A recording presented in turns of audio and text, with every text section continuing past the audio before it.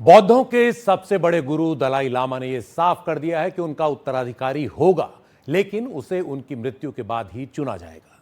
यही नहीं, एक बार फिर यह साफ हो गया है कि अगला दलाई लामा चीन से बाहर का होगा। दलाई लामा के इस ऐलान का धर्मशाला समेत दुनिया भर में उनके लाखों करोड़ों अनुयायी बेसब्री से इंतजार कर रहे थे। इस ऐलान का महत्व इसलिए और भी ज्यादा है क्योंकि 2011 में दलाई लामा ने कहा था कि वो 90 साल का होने पर तिब्बती लामाओं और तिब्बत के लोगों के साथ चर्चा कर यह फैसला करेंगे कि दलाई लामा नाम की संस्था बनी रहे या नहीं।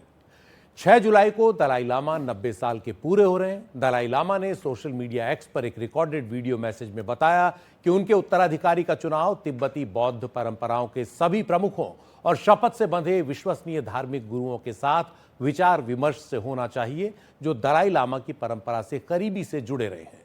पुरानी परंपराओं के मुताबिक ही नए दलाई लामा की खोज और पहचान होनी चाहिए। किसी और को इसमें दखल देने का अधिकार नहीं है।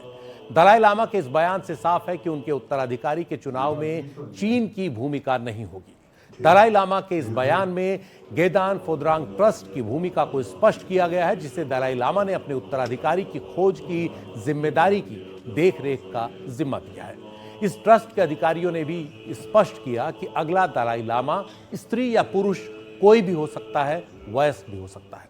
दलाई लामा के इस ऐलान पर चीन की प्रतिक्रिया का इंतजार था, जो तुरंत ही आ गई। चीन के विदेश मंत्रालय के प्रवक्ता माओ निंग ने कहा कि दलाई लामा का उत्तराधिकारी पणशेन लामा और बाकी बौद्ध गुरुओं को स्वर्ण कलश से ड्रॉ के जरिए ही चुना जाना चाहिए, जो कि पुरानी परंपरा है, और उस पर चीन सरकार की मुहर लगनी चाहिए। यानी दलाई लामा के उत्तराधिकारी को तभी माना जाएगा जब चीन की सरकार उस पर मुहर लगा देगी। दरअसल चीन दलाई लामा को अलगाववादी मानता है और कहता रहा है कि वो तिब्बतियों का प्रतिनिधित्व नहीं करते। चीन दलाई लामा को भारत में शरण दिए जाने का भी विरोधी रहा है और यह मुद्दा भारत और चीन के बीच तनाव की एक पुरानी वजह रहा है। भारत और चीन के बीच इस मुद्दे पर विवाद करीब 66 साल पहले शुरू हुआ, जब 1959 में चीन के खिलाफ तिब्बत में हुए विद्रोह और चीन की फौज के दमन के बाद दलाई लामा अपने हजारों अनुयायियों के साथ भागकर भारत आ गए और तब से वो धर्मशाला में रह रहे हैं, जहां उनकी निर्वाचित सरकार है। 1959 में दलाई लामा का तिब्बत से निकलना तिब्बत के लिए एक बड़ी घटना थी। इस दौरान चीन की सेना के दमन के खिलाफ तिब्बतियों की बगावत में हजारों तिब्बती बौद्ध मारे गए। कई लोगों को गिरफ्तार कर चीन की मुख्य भूमि ले जाया गया। 80,000 से ज्यादा लोग तिब्बत से भागकर भारत आ गए। दलाई लामा ने धर्मशाला के मैक्लियोडगंज में तिब्बत की निर्वाचित सरकार का गठन किया और तिब्बती बौद्धों के सबसे बड़े धार्मिक और राजनीतिक प्रमुख बन गए। दलाई लामा का जन्म 6 जुलाई 1935 को तिब्बत के तख्तसर इलाके में एक किसान परिवार में हुआ था।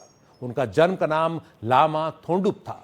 वो जब 2 साल के ही थे तभी उन्हें 13वें दलाई लामा द्वारा छोड़ी गई निशानियों के आधार पर खोज में उनका अवतार चुन लिया गया। 14वां दलाई लामा चुने जाने के बाद उन्होंने अपना नया नाम चुना, जो था तेंजिन ग्यात्सो। 1950 में जब वो 15 साल के थे तो तिब्बत पर चीन के कब्जे के बाद दलाई लामा ने तिब्बत का राजनीतिक नेतृत्व अपने हाथ में ले लिया।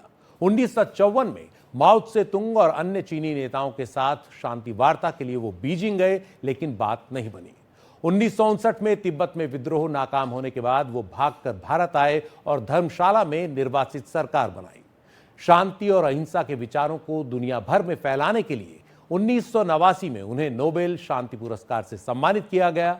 2011 में उन्होंने अपनी राजनीतिक भूमिका निर्वाचित सरकार के लिए छोड़ दी और आध्यात्मिक नेतृत्व ही अपने पास रखा।